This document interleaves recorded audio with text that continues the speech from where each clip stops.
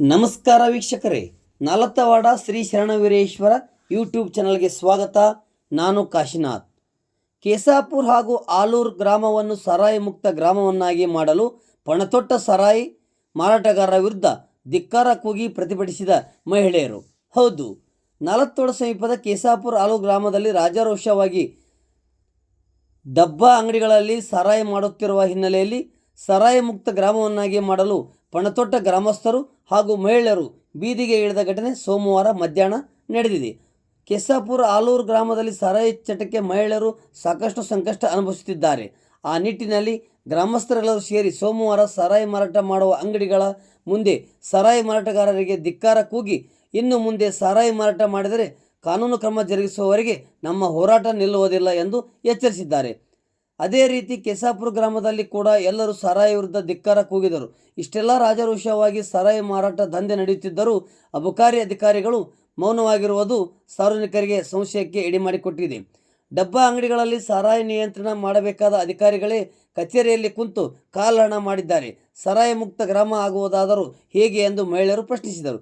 ಈ ಸಂದರ್ಭದಲ್ಲಿ ಮಹಿಳೆ ಸಂಗಮ್ಮ ಬೋಯರ್ ಮಾತನಾಡಿ, ಸರಾಯಿ ಚಟಕ್ಕೆ ಅಂಟಿಕೊಂಡು ಗಂಡಸರು ಹಾಳಾಗುತ್ತಿದ್ದಾರೆ. ಗ್ರಾಮದಲ್ಲಿ ಬಹುತೇಕ ಅಂಗಡಿಗಳು ಸಹ ಸರಾಯಿ ಲಭ್ಯವಾಗುತ್ತಿದೆ.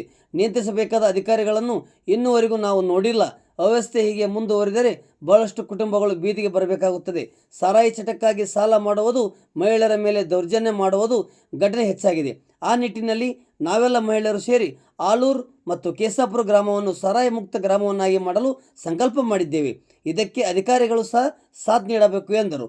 YB ತೆಳವಾರ್ ಶಿಕ್ಷಕರು ಮಾತನಾಡಿ, ಸರಾಯಿ ದುಶ್ಚಟಕ್ಕೆ ಇಂದಿನ ಯುವ ಪೀಳಿಗೆ ಹಾಳಾಗುತ್ತದೆ. ಆ ನಿಟ್ಟಿನಲ್ಲಿ ನಮ್ಮ ಗ್ರಾಮವನ್ನು ಸರಾಯಿ ಮುಕ್ತ ಗ್ರಾಮವನ್ನಾಗಿ ಮಾಡಬೇಕು ಎಂದು ನಾವೆಲ್ಲರೂ ಸೇರಿ ಸಂಕಲ್ಪ ಕೈಗೊಂಡಿದ್ದೇವೆ. ಸರಾಯಿ ಮಾರಾಟದ ವಿರುದ್ಧ ಸಮರ ಸಾರಿದ್ದೇವೆ. ಮುಂದಿನ ದಿನಗಳಲ್ಲಿ ಇನ್ನು ಉಗ್ರವಾದ ಹೋರಾಟ ಮಾಡಲು ನಾವೆಲ್ಲರೂ ಸಿದ್ಧರಿದ್ದೇವೆ ಎಂದರು. ಈ ವೇಳೆ ಗದ್ದೆಪ್ಪ ಬೋವೇರ್, ಸಂಗನಗೌಡ ಪಾಟೀಲ್, ಜಿಜಿ ಗೌಡರ್, ಬಾಲಪ್ಪ ತಳವಾರ್, ಸುರೇಶ್ ಬೆರವಡಗಿ, ದ್ಯಾಮಣ್ಣ ಇಂಗಳಗಿ, ನಾಗಪ್ಪ ಹಿರೇಕುರುಬರ್, ಶ್ರೀನಿವಾಸ್ ಗೌಂಡಿ, ಅಂಬರೀಶ್ ಸಂಗಮ್, ನಾಗೇಶ್ ಹಡ್ಪದ್, ಸಂಗಮ್ಮ ಬೋಯರ್, ಈರಮ್ಮ ಉಪ್ಪಿನಕಾಯಿ, ಗಿರಮ್ಮ ಪೂಜಾರಿ, ಅಯ್ಯಮ್ಮ ಹಿರೇಕುರುಬರ್, ಗದ್ದೆವ್ವ ಮಾದರ್, ತಿಪ್ಪವ್ವ ಮಾದರ್, ಹುಲ್ಗಮ್ಮ ಮಾದರ್ ಹಾಗೂ ಇನ್ನೂ ಅನೇಕ ಗ್ರಾಮಸ್ಥರು ಇದ್ದರು.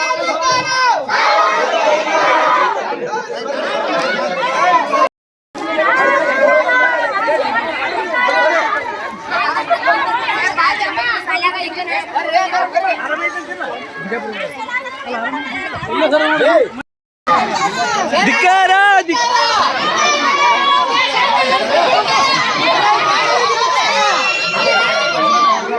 ಅಂದ್ರೆ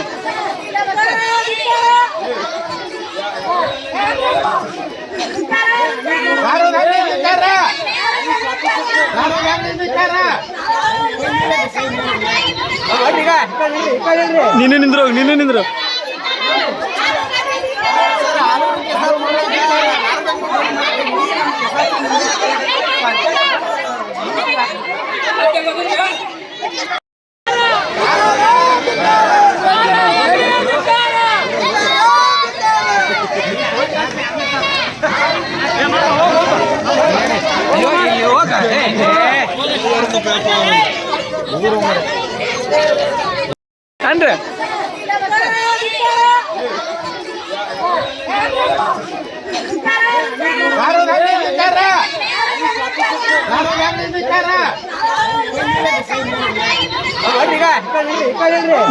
ನೀನು ನಿಂದ್ರು